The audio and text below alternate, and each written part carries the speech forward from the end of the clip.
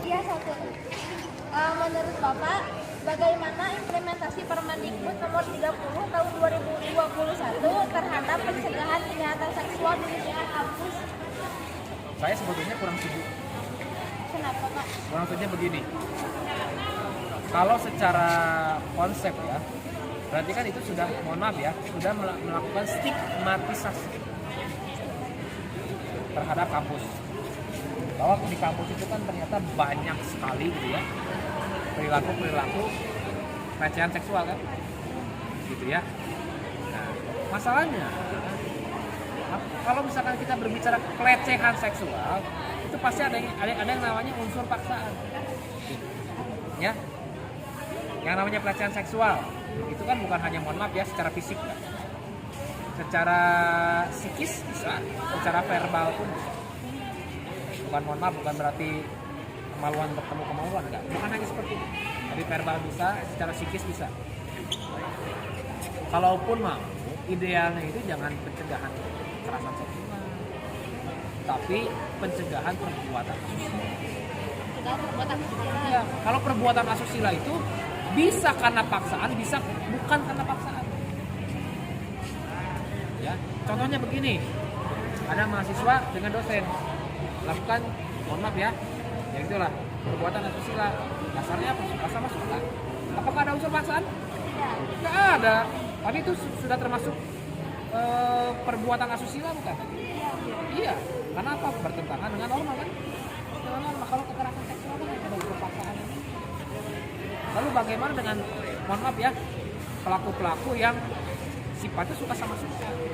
Itu kan kalau di lembaga pendidikan ya mencoreng kalau kata itu.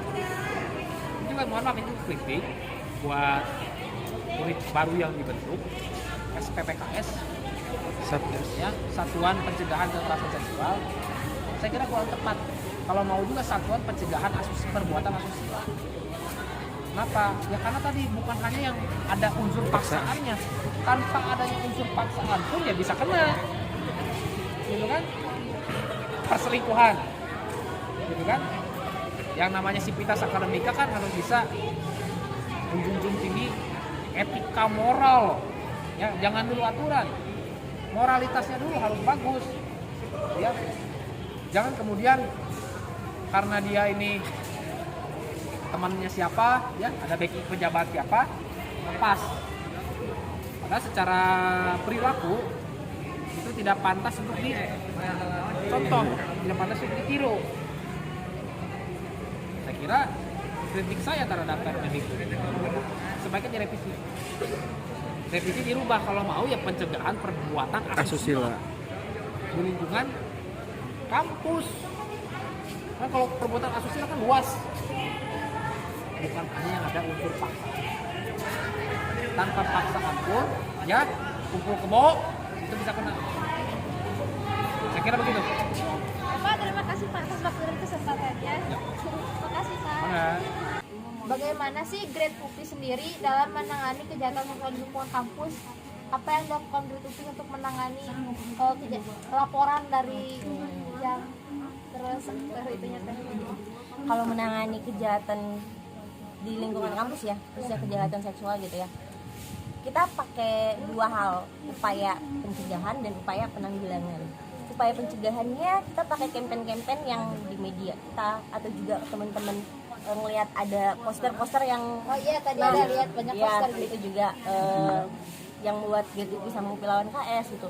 Terus juga kita pengen untuk melakukan edukasi yang secara masif gitu, bukan cuma di media atau poster-poster yang di sana, tapi juga kita pengen menyasar ke ranah-ranah yang kiranya orang tuh nggak kedetek sama siapapun. Kita lagi pengen mulai campaign ke beberapa titik di toilet yang ada di UPI, ditempelin stiker hotline-nya dan sebagainya, karena itu jadi ruang yang kayaknya orang-orang cukup lama ada di sana, atau seminimalnya kayaknya anak UPI pernah ke toilet deh.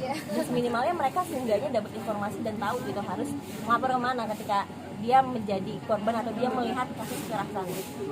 Dan kalau upaya penanganannya, kalau dari Grade UPI sendiri, alhamdulillah dari bulan apa ya, berarti bulan Februari kita mengadakan sekolah advokasi gender Jadi lulusan dari sekolah advokasi gender itu jadi pendamping orang yang menjadi korban kekerasan seksual. Karena kan gak semua orang bisa mendampingi kekerasan seksual ya. Kenapa aku bilang gak semua orang? Karena di sana butuh beberapa keahlian khusus. Karena gak semua orang punya perspektif korban ketika mendengar kasus kekerasan seksual. Untuk itu adanya sekolah advokasi gender, Grit itu pengen dengan merespon kasus yang begitu banyaknya, tapi kita juga harus responsif. Tapi di situ kita juga pengen ada SDM yang secara kuantitas tuh banyak, tapi nggak cuma secara kuantitas tapi juga secara kualitas gitu. Jadi kita menanggulanginya dengan ada sekolah advokasi gender, pun juga dengan advokat-advokat yang sekarang ready gitu di UPI. Kalau misalnya ada laporan yang masuk ke Instagram lah atau ke hotline yang ada di UPI, nah itu juga teman-teman Grit langsung merespon kasus itu. Oh ya, untuk tadi kan kita bilang ada sekolah advokasi gender gitu kan. Siapa sih yang boleh mengikuti sekolah advokasi gender itu gitu kan? Semua mahasiswa aktif di UPI, bahkan juga ada S2 kok yang ikut. Oh, sekolah Ya. Gak cuma hanya anggota UPI-nya saja gitu. Ya, semua anggota UPI aja, tapi semua mahasiswa UPI. Kita terbuka untuk semua mahasiswa UPI. Tapi mungkin secara pembelajaran kita membatasi gitu ya. Jadi misalnya kadang tuh di satu batch yang daftar banyak ya, tapi kita kalau secara kelas pengennya ketika pembelajaran berlangsung itu cuma 20 orang.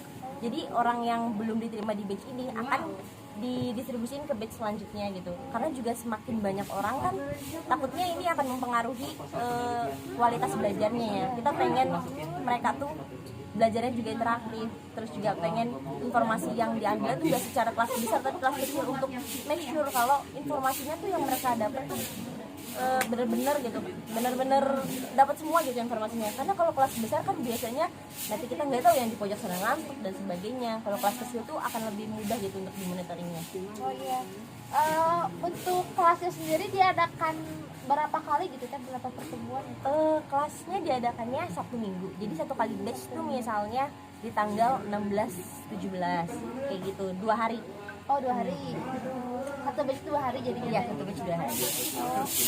Setiap Sabtu Minggu udah rutin diadakan gitu kan kelas sendiri. Biasanya sebulan tuh satu kali batch. Oh, Nah, tapi kalau bulan ini kita belum, kayaknya 2 bulan belakangan kita belum mengadakan itu lagi karena kita kemarin terakhir di batch 7 sih. Nanti masih ada batch 8, batch 9 dan ntar akan diadakan lagi. oh iya Tak, apakah perkumpulan untuk Grade UPI ini suka diadakan rutin gitu untuk anggota Grade UPI-nya? Oke. Iya, ada kok perkumpulan rutinnya. Karena kalau di Grit itu sistemnya nggak semua anggota itu jadi pengurus. Jadi kalau ngomongin kan kita nyebutnya anggota Grit itu teman Grit ya. Siapa saja boleh jadi teman Grit. Gitu, tapi nggak semua teman Grit bisa jadi pengurus di Gritnya, gitu, pengurus organisasi Gritnya. Karena untuk jadi pengurus tuh ada juga beberapa kompetensi yang harus diikuti, kayak misalnya dia yang jadi pengurus itu wajib ikut SAG.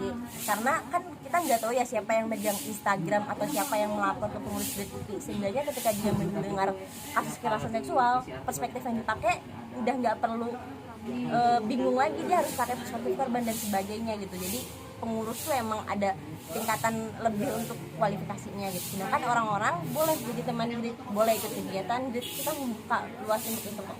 Oh iya. Untuk ini sendiri kan misal ada korban yang melaporkan kejahatan seksualnya itu tinggi gitu, itunya apa? Gimana ya? Angkanya? Apanya? Bisa sampai ke pengadilan gitu. Apakah Grit UPI juga akan membantu itu si korban untuk pengadilan gitu atau gimana? Oh, oke. Itu sebenarnya jadi dua hal yang berbeda ya gitu.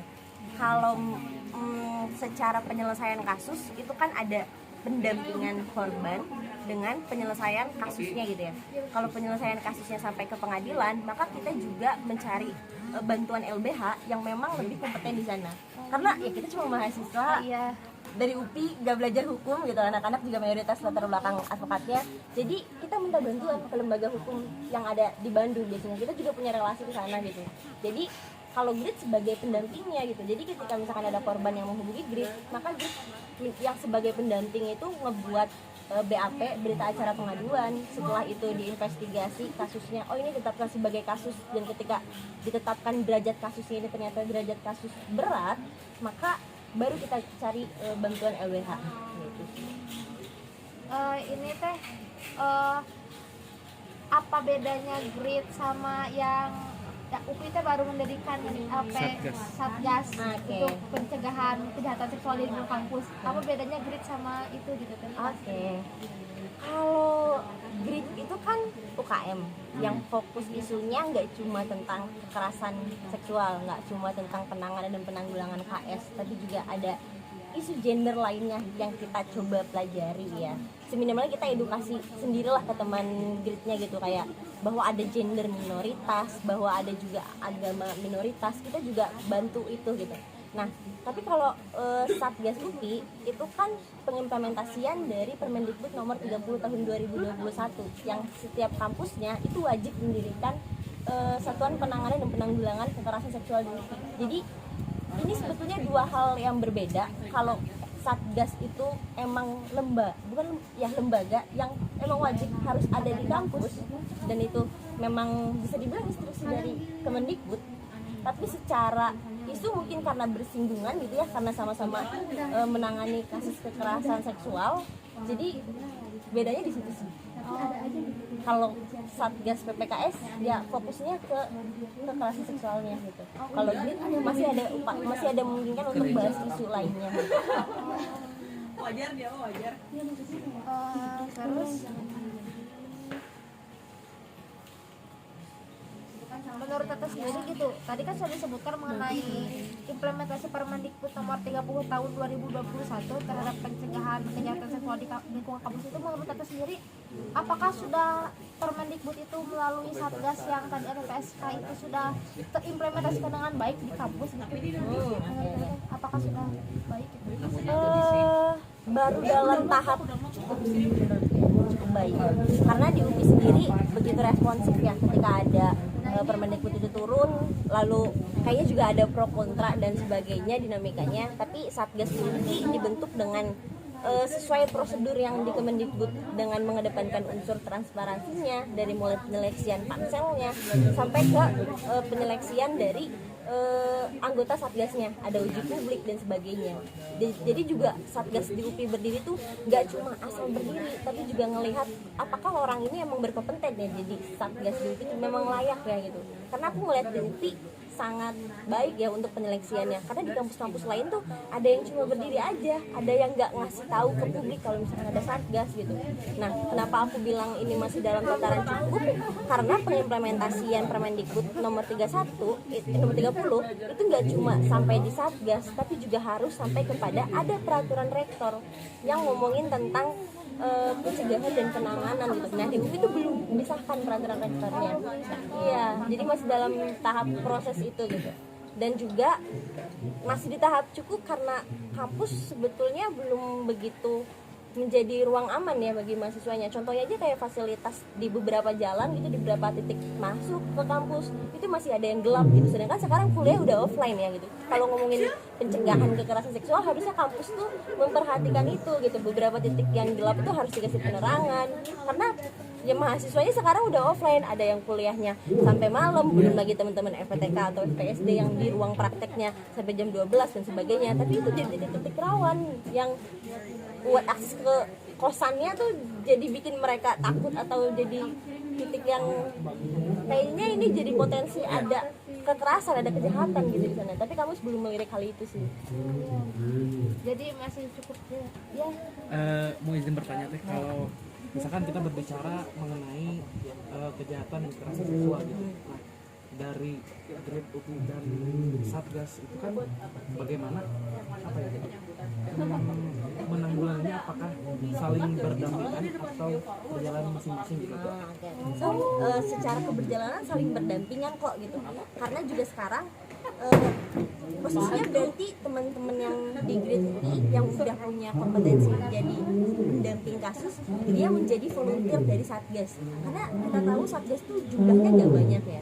Sedangkan kasus ini kan harus ditangani.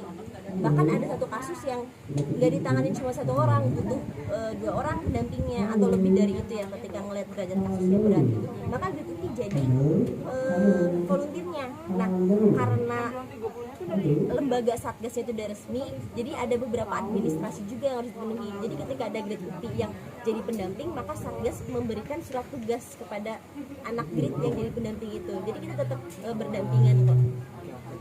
Kalau misalkan berbicara mengenai kasus gitu tadi di lingkungan kampus, kalau dari Teteh sendiri ada nggak sih misalkan dalam rentang tahun, misalkan dari tahun kemarin hingga sekarang, apakah ada peningkatan kasus atau misalkan justru dengan adanya satgas ada penurunan kasus?